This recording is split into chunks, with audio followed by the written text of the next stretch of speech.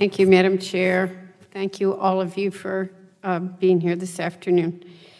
Chairman Pai, I want to begin with you and ask about your response or lack thereof to a letter that Mr. McNary and myself sent regarding the DDoS attack that crashed the FCC's website during the net neutrality comment period, or what you told us had crashed it.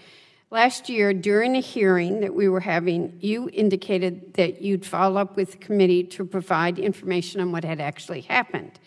Then in another hearing in October, you said, and this is directly from the transcript, you had provided a detailed response to the committee, and I would be happy to provide that to you with some of the particulars in that regard. The committee has never received it. We have not received it. And then you responded to a question for the record by saying you couldn't release the information to the committee. We've learned some information. Now, since then, we've learned some information from the press about this, but we still have a lot more questions than answers and are still waiting for a response.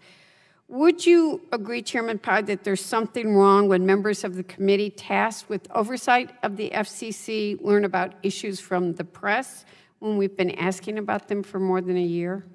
Thank you for the question, Congresswoman. In consultation with the Office of General Counsel, following that particular hearing that you referenced, the General Counsel opined that we require a letter from the committee in order to share certain information because of some of the sensitivity of that information. Should the committee issue such a letter, again, we would be happy to accommodate. Additionally, I want you to know that we have been working with both the General Accountability Office, of course, Congress's investigative arm, as well as the Office of Inspector General at the FCC on these issues. And that has been ongoing for a number of different months. And so the fact that you might not have heard a lot of news from the FCC does not mean we have been working with these independent bodies to investigate these particular issues.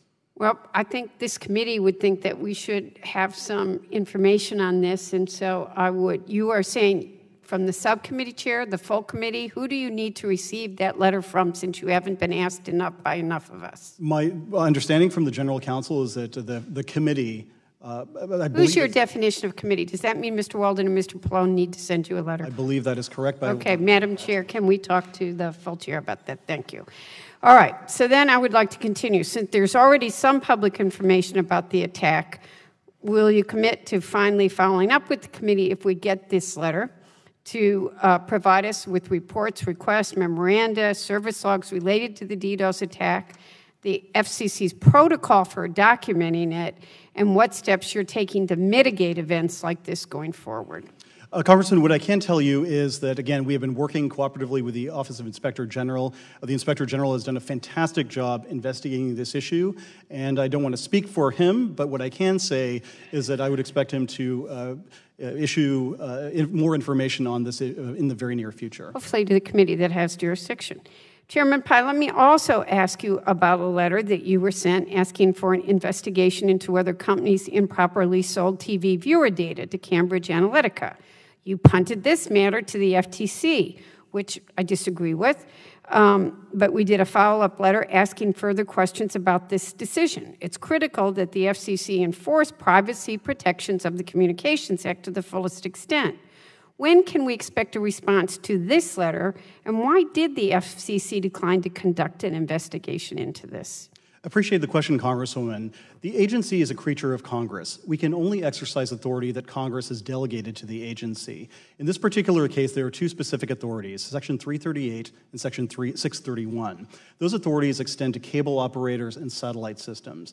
Neither TiVo nor ComScore is a satellite operator or a cable system, so we cannot exercise jurisdiction under them in the manner in which you requested. Additionally, to the extent that you were asking about the company Dish and its provision of aggregate data, that is a specific exception from the statutory authority that does not allow us to exercise jurisdiction. And so it wasn't simply a punt, but a recognition of reality under the current law that the Federal Trade Commission can be and is expressly authorized under Section 5 of the FTC Act and other authorities to investigate this particular matter. And that's why we referred it to them. They are the primary privacy cop on the beat, and we want them to be able to look at this issue consistent with your request. I'm out of time, so I can't keep asking. I had more. Thank you.